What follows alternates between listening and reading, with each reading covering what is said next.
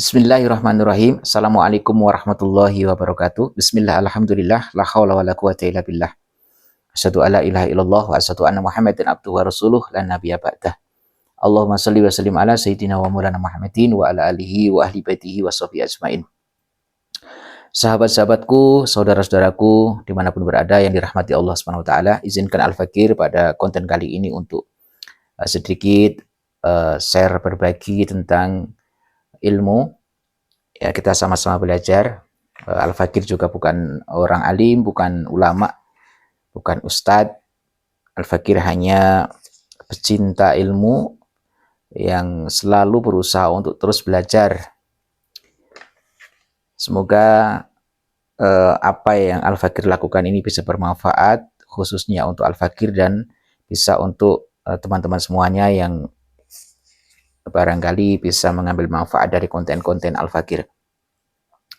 Pada konten kali ini Al-Fakir ingin berbagi tentang masalah memahami tentang tawasul ya. Jadi tentang tawasul ini kan menjadi perdebatan. Bahkan tidak segan-segan bagi kelompok yang menolak tawasul, yang tidak percaya tawasul ini, menghukumi orang yang bertawasul ini sebagai orang yang melakukan kesyirikan. Dikarenakan dia berdoa tidak langsung kepada Allah tetapi menggunakan perantara. Berarti diartikan sebagai orang yang bertawasul ini dia melakukan kesyirikan, mensekutukan Allah Subhanahu wa taala. Maka tentu saja pemikiran-pemikiran yang demikian itu perlu kita luruskan.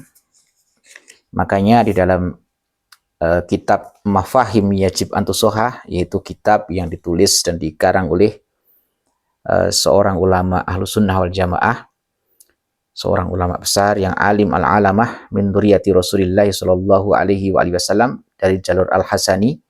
Beliau adalah Sayyid Muhammad bin Alwi Al-Maliki Al-Hasani, yang sering saya gunakan untuk referensi di dalam Al-Fakir membuat konten ya. Mafahim Yajib Antusohah adalah kitab yang membahas tentang pemahaman-pemahaman yang perlu untuk diluruskan. Jadi jawaban-jawaban dari pemahaman-pemahaman yang salah mengenai atau perihal tentang amalan-amalan yang sering dilakukan oleh kaum muslimin khususnya di Indonesia, seperti berziarah kubur, seperti tentang bertawasul, seperti tentang at-ta'dim ya, kita mengagungkan orang yang lebih tua ataupun kita menghormati ulama, kita menggunakan para aulia sebagai prasarana untuk takarrub kepada Allah, yaitu dengan tawasul. Maka di sini al-mu'alif menuliskan di dalam bab mafhumut tawasuli, di dalam halaman atau soifah yang ke-123, pada 100 yang ke-23, kalau teman-teman semuanya memiliki kitabnya bisa disimak.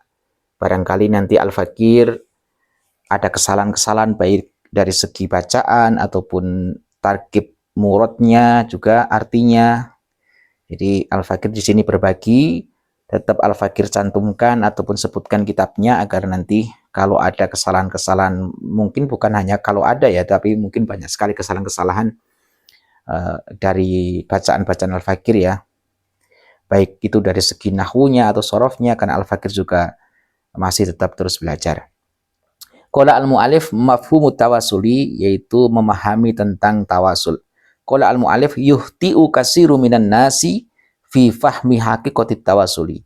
Yuhti'u kasiru minan nas, masih banyak sekali dari kalangan masyarakat awam ataupun kaum muslimin yang mereka salah di dalam memahami tentang hakikat daripada tawasul.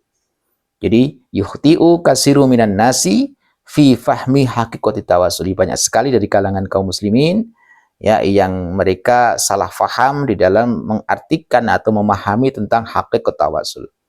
Maka mu'alif mengatakan walida, dengan demikian maka fa innana sanubayyina mafhumat tawasuli as-sahiha fi nadrina. Maka mu'alif mengatakan alangkah baiknya dalam tulisan ini, dalam kitab ini, mu'alif mengatakan saya akan memberikan penjelasan tentang tawasul yang sahihah, ya, tawasul yang sahih, tawasul yang benar, ya.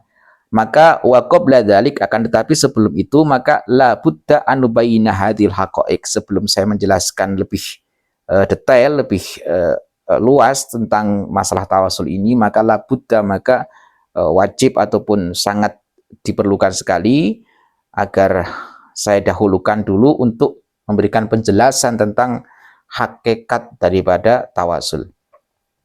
Awalan, yang pertama adalah annat tawasula huwa ahadut turuqid du'a.